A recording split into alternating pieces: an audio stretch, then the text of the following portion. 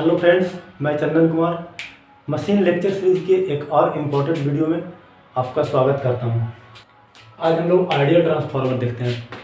Ideal transformer, ideal मतलब होता है परफेक्ट। किसी भी चीज़ में से किसी भी चीज़ का अगर आपको आइडियल फॉर्म देखना तो उसका सारे नेगेटिव पॉइंट को हटा दीजिए और सिर्फ पॉजिटिव चीज़ को देखिए तो उसका वो हम आइडियल फॉर्म कह सकते हैं। तो देखते हैं ट्रांसफार्मर, आइडियल ट्रांसफार्मर के बारे में। तो इसमें हम लोग कुछ अज्यूम करते हैं, क्योंकि आइडियल कुछ भी आइडियल नहीं होता है। तो क्या करेंगे, कुछ अज्यूम करेंगे और उसके बाद सारे अजम्पशन को एक एक करके हटाते जाएंगे और आइडियल से हम लोग प्रैक्टिकल की ओर जाएंगे। तो देखिए, सबसे पहले हम लोग क्या अज्यूम किए हैं कि जो हम लोग इसमें कोर यूज कर रहे हैं, कुछ अज्यूम किए हैं या बोल सकते हैं अजम्पशन या प्रॉपर्टीज बोल सकते हैं। तो सबसे पहले हम लोग क्या अज्यूम किए हैं कि जो हम लोग इसमें कोर यूज कर रहे हैं, ट्रांसफार्मर बनाने के लिए जो कोर यूज कर रहे हैं उसका परमेबिलिटी क्या है, इनफाइनाइट है। परमेबिलिटी इनफाइनाइट होगा तो एस यानी रिलक्टेंस क्या होगा, reluctance L by mu A. जब ये इनफाइनाइट हो जाएगा तो एस यानी रिलक्टेंस जीरो हो जाएगा। रिलक्टेंस जीरो हो जाएगा तब हमको निकालना है एमएमएफ रिक्वायर्ड। जैसे देखिए, जिस तरह से इलेक्ट्रिक सर्किट में रेजिस्टेंस होता है उसी तरह से मैग्नेटिक सर्किट में क्या होता है, रिलक्टेंस होता है। तो देखिए अगर R इक्वल टू किसी सर्किट में जीरो हो जाएगा, इलेक्ट्रिक सर्किट में, तो कितना वोल्टेज रिक्वायर्ड होगा, यानी रिक्वायर्ड वोल्टेज क्या हो जाएगा, V equal to I R होता है इलेक्ट्रिक सर्किट के केस में। उसी तरह से एमएमएफ यानी मैग्नेटोमोटिव फोर्स, तो MMF required to set up flux क्या हो जाएगा, फाई इंटू एस यानी फ्लक्स इंटू रिलक्टेंस होता है। तो रिलक्टेंस तो जीरो हो गया है यहाँ से, तो रिलक्टेंस जब जीरो हो जाएगा तो एमएमएफ रिक्वायर्ड भी जीरो हो जाएगा, एमएमएफ रिक्वायर्ड जीरो हो जाएगा। अब देखिए एमएमएफ इक्वल टू होता है N I, number of turn into current in that turn या वाइंडिंग। तो यहाँ से देख रहे हैं एमएमएफ जीरो हो गया, यानी जो करंट रिक्वायर्ड होगा फ्लक्स सेटअप करने के लिए वो भी जीरो होगा। तो यहाँ से हम लोग एक पॉइंट और निकाल कर लाए कि जो मैग्नेटाइजिंग करंट रिक्वायर्ड होगा फ्लक्स सेटअप कराने के लिए उसका वैल्यू भी जीरो होगा। अब इसमें अगला अजम्पशन है नो लीकेज फ्लक्स, यानी कोई भी फ्लक्स लीकेज नहीं करना चाहिए। जो भी फ्लक्स हो वो प्राइमरी और सेकेंडरी दोनों में लिंक करें। लीकेज फ्लक्स हम लोग आगे देखेंगे, इसके बारे में आगे पढ़ना है। उसके बाद आर बाइंडिंग, यानी जो हम लोग बाइंडिंग यूज किए हैं जो टर्न बनाने के लिए, प्राइमरी बाइंडिंग और सेकेंडरी बाइंडिंग बनाने के लिए जो टर्न यूज किए हैं उसका कुछ रेजिस्टेंस होता है। लेकिन हम लोग इसमें एज्यूम क्या कर रहे हैं आइडियल ट्रांसफार्मर की उसका रेजिस्टेंस जीरो हो। अब रेजिस्टेंस जीरो होगा तो कॉपर लॉस यानी आई स्क्वायर आर बाइंडिंग वो क्या हो जाएगा, वो भी जीरो हो जाएगा। तो देखिए हम लोग बाइंडिंग का रेजिस्टेंस जीरो माने, बाइंडिंग का रेजिस्टेंस जीरो मानने से क्या हुआ, कॉपर लॉस जीरो हो गया। अब आगे देखिए, इसमें आयरन लॉस भी जीरो होना चाहिए। अगला जंक्शन क्या है आइडियल ट्रांसफार्मर का, कि आयरन लॉस जीरो होना चाहिए। तो iron loss eddy current loss है और हिस्टेरिसिस लॉस दो का मिलकर बना हुआ होता है। तो आयरन लॉस जीरो होने के लिए क्या होना चाहिए, ईडी करंट लॉस भी जीरो होना चाहिए और हिस्टेरिसिस लॉस भी जीरो होना चाहिए। सबसे पहले देखते हैं ईडी करंट। तो ईडी करंट लॉस जीरो होने के लिए जो कोर यूज कर रहे हैं उसका रेजिस्टेंस इनफाइनाइट होना चाहिए। जब हम लोग ईडी करंट लॉस पढ़ाएंगे तो वहाँ ये चीज़ अच्छे से समझ में आएगा। जैसे मान लीजिए कि ये ट्रांसफार्मर का कोर है, तो ये ट्रांसफार्मर का कोर है तो इससे होकर के इसके क्रॉस सेक्शन एरिया से होकर के फ्लक्स पास करेगा। तो फ्लक्स पास करेगा तो अगर मान लेते हैं इसको कट कर दीजिए, तो इसका हर एक जो कट होगा छोटा छोटा लेंथ में अगर कट कर दे तो उसका हर एक कट जो होगा वो एक कंडक्टर जैसा बिहेव करेगा। और जब कंडक्टर जैसा बिहेव करेगा तो उसमें ईएमएफ इंड्यूस होगा, और ईएमएफ इंड्यूस होगा क्योंकि चेंजिंग नेचर का फ्लक्स है। तो ईएमएफ इंड्यूस होगा, तो ईएमएफ इंड्यूस होने के कारण अगर उसका कुछ रेजिस्टेंस होगा तो खुद में शॉर्ट सर्किट करके वो करंट फ्लो कराएगा, उसको बोलते हैं ईडी करंट। और उस कारण जो लॉस होता है उसको बोलते हैं ईडी करंट लॉस। तो अगर कोर का रेजिस्टेंस इनफाइनाइट हो जाए तो कोई करंट उसमें फ्लो नहीं करेगा, और जब करंट फ्लो नहीं करेगा तो ईडी करंट नहीं होगा, ईडी करंट लॉस भी नहीं होगा। तो ईडी करंट जीरो करने के लिए क्या होना चाहिए, जो कोर है उसका रेजिस्टेंस इनफाइनाइट होना चाहिए। इसके बाद हम ईडी करंट लॉस जीरो होने के लिए हम लोग देख लेंगे कोर का रेजिस्टेंस इनफाइनाइट होना चाहिए। क्या होना चाहिए, कोर का रेजिस्टेंस इनफाइनाइट होना चाहिए, ताकि ईडी करंट का वैल्यू जीरो हो जाए। ईडी करंट का वैल्यू जीरो हो जाएगा तो ईडी करंट लॉस जीरो हो जाएगा। अब iron loss, eddy current loss और हिस्टेरिसिस लॉस दोनों से मिलकर बना हुआ।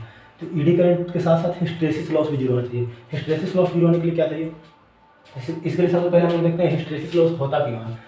जब हम लोग अल्टरनेटिंग नेचर का मैग्नेटाइजिंग फोर्स अप्लाई करते हैं, ये चीज़ हम बेसिक में बता चुके हैं, तो यहाँ थोड़ा सा बता करके आगे बढ़ेंगे। जब हम लोग अल्टरनेटिंग नेचर का मैग्नेटाइजिंग फोर्स अप्लाई करते हैं तो उसमें क्या होता है, जब मटेरियल एक डायरेक्शन में मैग्नेटाइज हो जाता है तो उसका पार्टिकल फिर उस चेंज को विरोध करता है, यानी अगर उसको अब रिवर्स में मैग्नेटाइज करना चाहेंगे तो उस चेंज को अपोज करता है। इसके कारण मटेरियल के अंदर में लॉस होता है। तो ये लॉस जीरो होने के लिए क्या होना चाहिए, ये जो हिस्टैरिसीस लूप है इसका एरिया जीरो होना चाहिए। एरिया जीरो होने का मतलब क्या है कि अगर हम मैग्नेटाइज करें तो मैग्नेटाइज भी इसी लाइन पे हो और डीमैग्नेटाइज करें तो इसी लाइन से लौट जाए, तो उस केस में क्या होगा, इसका हिस्टैरिसीस एरिया, इस लूप का एरिया, हिस्टैरिसीस लूप का एरिया जीरो हो जाएगा। तो जब हिस्टैरिसीस लूप का एरिया जीरो हो जाएगा तो उस कंडीशन में क्या होगा, हिस्टैरिसीस लूप का एरिया जब जीरो हो जाएगा तो हिस्टैरिसीस लॉस जीरो हो जाएगा। तो हिस्टैरिसीस लॉस जीरो होने के लिए क्या होना चाहिए, जो इसका बीएच कर्व या बोल सकते हैं हिस्टैरिसीस लूप बन रहा है, बीएच कर्व में जो हिस्टैरिसीस लूप बन रहा है तो इस हिस्टैरिसीस लूप का जो एरिया होना चाहिए वो जीरो होना चाहिए। तो हिस्टैरिसीस लूप का एरिया जीरो कब होगा, हिस्टैरिसीस लूप का एरिया जीरो सिर्फ एक ही कंडीशन में हो सकता है, जब बीएच कर्व लीनियर हो। जब बीएच कर्व लीनियर होगा तो देखिए यहाँ से एक पॉइंट और निकल करके आता है कि बीएच कर्व जब जीरो होगा तो कोई सैचुरेशन पॉइंट नहीं होगा। जैसे देखिए इसमें सैचुरेशन पॉइंट था, यहाँ पर आकर के सैचुरेट हो जाना था, यानी यहाँ के बाद आप मैग्नेटाइजिंग फोर्स का वैल्यू बढ़ाते जाइएगा तो मैग्नेटिक फ्लक्स डेंसिटी का वैल्यू नहीं बढ़ेगा। लेकिन इसमें क्योंकि बीएच कर्व लीनियर है तो इसमें आप जितना मैग्नेटाइजिंग फोर्स का वैल्यू बढ़ाते जाइएगा मैग्नेटिक फ्लक्स डेंसिटी का वैल्यू उतना ही बढ़ते जाएगा। तो यहाँ से एक और पॉइंट निकल करके आ गया कि आइडियल ट्रांसफार्मर में जो कोर होता है उसमें कोई सैचुरेशन पॉइंट नहीं होता है, यानी इनफाइनाइट तक करके उसमें आप मैग्नेटाइजिंग फोर्स लगा सकते हैं। अब देखिए कॉपर लॉस जीरो हो गया और यहाँ से आयरन लॉस जीरो हो गया। आयरन लॉस जीरो के लिए हम लोग ईडी करंट और हिस्टैरिसीस लॉस को देखें किस तरह से हम जीरो कर सकते हैं। तो जब दोनों जीरो हो गया तो टोटल लॉस होता है कॉपर लॉस और आयरन लॉस, दोनों लॉस जीरो हो गया तो टोटल लॉस भी जीरो हो जाएगा। अब जब टोटल लॉस जीरो हो जाएगा तो इनपुट और आउटपुट पावर बराबर हो जाएगा, कोई लॉस ही नहीं होगा। तो जितना पावर हम लोग इनपुट में देंगे उतना ही पावर हम लोग को आउटपुट मिल जाएगा। तो इफिशियंसी बराबर क्या होता है, एफिशिएंसी इक्वल टू होता है output by input.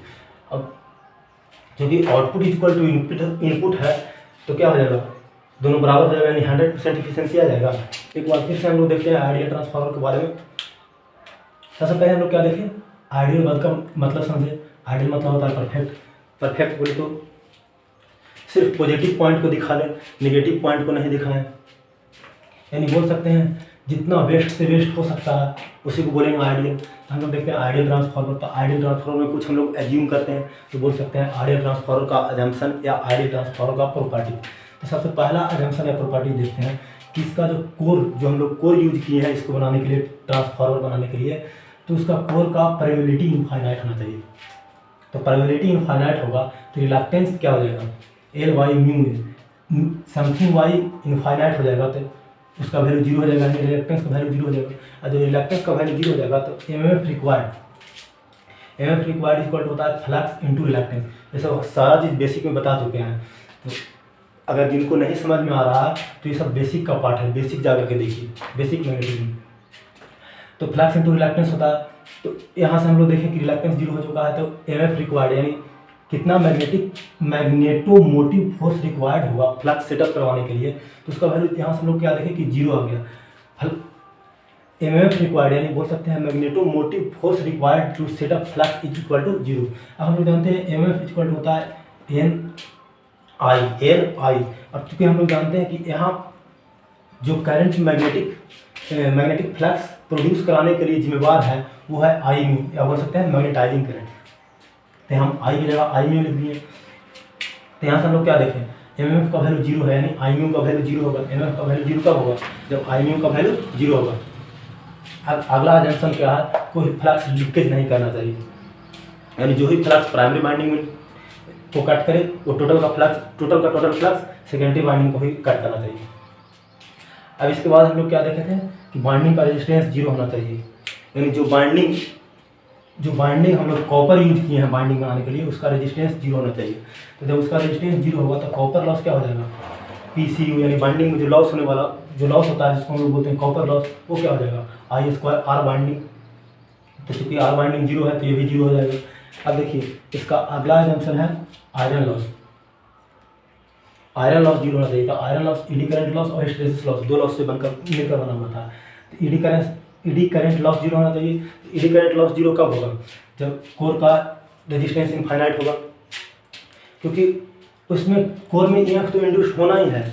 Changing nature का फ्लक्स जब कट करेगा कोर को तो उसमें ईएमएफ इंड्यूस होगा। तो हम लोग कर क्या सकते हैं, हम लोग उसका कोर का रेजिस्टेंस इनफाइनाइट कर देंगे तो उसमें करंट फ्लो नहीं होगा। करंट फ्लो नहीं होगा तो एडी करंट लॉस नहीं होगा।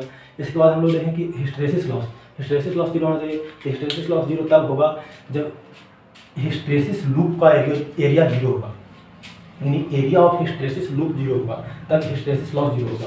तो area of hysteresis loss zero होने के लिए क्या चाहिए, बीएच कर्व जो होना चाहिए वो लीनियर होना चाहिए। तो यहाँ से हम लोग देखिए कि ये हिस्टैरिसीस लूप होता है, किसी मैग्नेटिक मटेरियल का कुछ इस तरह से हिस्टैरिसीस लूप बनता है, ये चीज़ बेसिक में बता चुके हैं। तो हिस्टैरिसीस लॉस जीरो होने के लिए क्या चाहिए, बीएच कर्व इस तरह से ना बन करके इस तरह से बनना चाहिए। तो उस कंडीशन में क्या होगा, हिस्टैरिसीस लूप का जो एरिया होगा वो जीरो होगा।